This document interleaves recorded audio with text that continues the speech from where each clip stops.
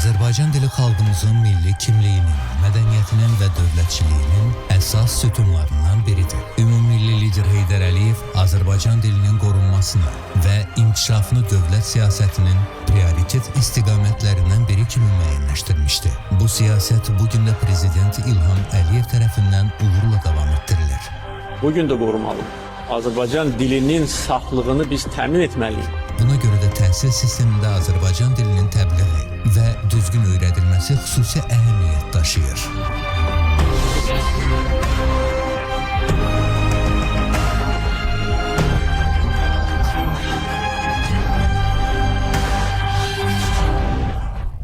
Hər vaxtınız xeyir olsun Müsir müəllim. Bilirsiniz bugün ana dilidir, 21 fevral. Şükürlər olsun artıq dövlət səviyyəsində dilimizin qorunması təşkil olunur. Bu barədə sizin fikirlərinizi alaq. Bugün ölkəmizin hər yerində ana dili günü bayram kimi qeyd olunur. Mən yaxşı xatırlayıram, müstəqilliyin ilk günlərində, Ulu Öndər Heydər Əliyev hakimiyyətə gələndən sonra ümumiyyətlə ana dilinin dövlət dili kimi ölkəmizdə istifadəsinə xüsusi diqqət yetirilirdi və nəhayət bugün dövlət başçısının sərəncamından ana dili günü elan olundu. Əgər xatırlayırsınızsa, qısa müddət bundan əvvəl, keçən ilin noyabrında Cənab Prezident Azərbaycan Milli Elmlər Akademiyasının 80 illik yubileyinə gəlmişdi. Orada bu məsələni xüsusi vurğuladı ki, yəni millət dilinlə tanınır. Əgər onun dili yoxsa, onda millət də yoxdur. Ona görə bizim hər birimizin, belə deyək də, Məhəmməd deyəndən Pəpə yeyənə kimi hər birimiz ana dilimizi nəinki bilməliyik, nəinki ondan istifadə etməliyik, hər yerdə ondan düzgün istifadə edilməsinin qoruyucusu kimi çıxış etməliyik. Təəssüf ki, bir çox hallarda pozurlar. Ancaq mən sizə deyim ki, ölkənin hər yerində, xüsusən məktəblərdə, elmi tədqiqat müəssisələrində, ali məktəblərimizdə bu məsələ ilə bağlı xüsusi toplantılar keçirilir. Bu çox vacibdir və mən düşünürəm ki, indən sonra da biz bu işimizi uğurla davam etdirməliyik. Xüsusən orta məktəblərdə uşaq dilini açanda anasının dilində açmalıdır. Anasının dilində həyata ilk addım atmalıdır.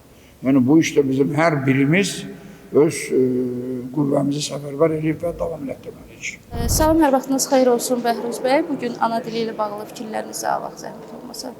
Bugün ana dilimizə xüsusi diqqət, qayğı var və bu diqqət, qayğı sevindirici haldır ki, dövlət səviyyəsində qorunur.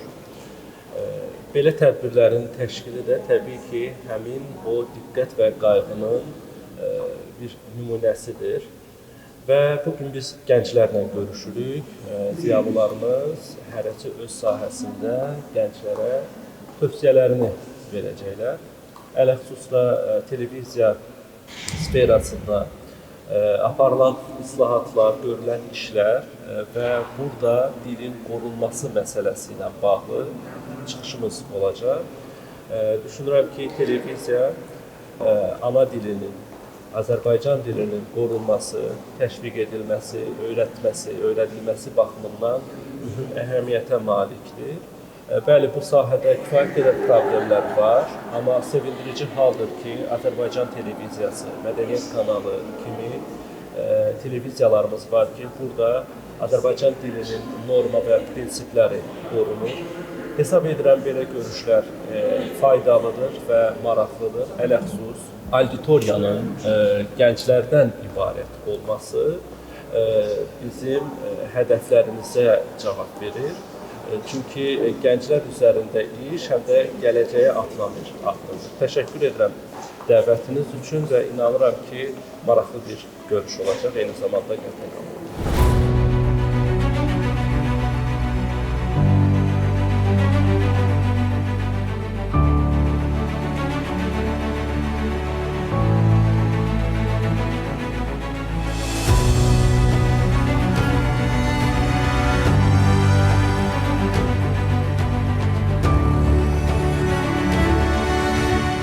Ana dilində danışmağı bəzən ar bilən insanlar öz kökünü danan ağac kimidir. Külək əsəndə də elə ilk anda o yıxılır. Ana dili sadəcə danışdığımız sözlər deyil, düşüncəmizin forması, hisslərimizin evidir. İnsanın ana dili onun həm də psixoloji kimliyidir. Bu günlərin biz Azərbaycan vətəndaşı olaraq həmişə dilimizi qorumalıyıq, dilimizin keşiyində durmalıyıq. Cənab möhtərəm prezidentimiz ana dili haqqında sərəncam imzalayıb, dilimizin qorunması yolunda gözəl işlər görür.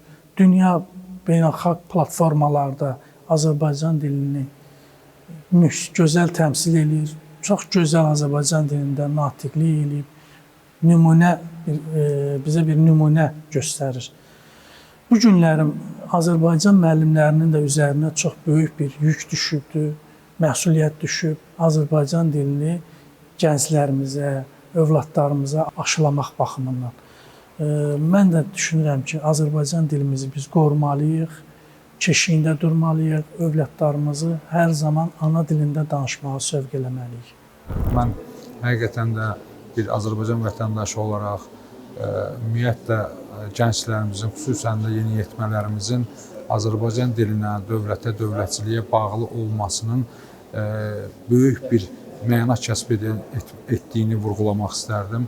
Və məhz bildiyiniz kimi, az öncə qeyd etdiyim kimi, biz qan sahəsi üzrə olaraq insanlarla, xüsusən də gənclərlə ünsiyyətdə oluruq və hesab edirəm ki, o gənclərdir ki, bizim istər ana dilimizdə, istər təhsillərində, istər dəsə bilirsiniz ki, bizim 4500-dən yuxarı gənclərimiz, insanlarımız var ki, qan xəstəliyindən əziyyət çəkirlər. O gənclərdir ki, onlara mütəmadi olaraq qana ehtiyac duyulur və mən fürsətdən istifadə edib buradan qeyd etmək istərdim ki, qan komponentləri heç bir dərman preparatı ilə əvəzlənmir. Ona görə də bu cür tədbirlərdə biz də məhz iştirak etməyimizin ən ümdə məqsədi donorluq mədəniyyətinin inkişaf elətdirilməsi və xüsusən də ana dili deyəndə ilk yada düşən müəllimə olur.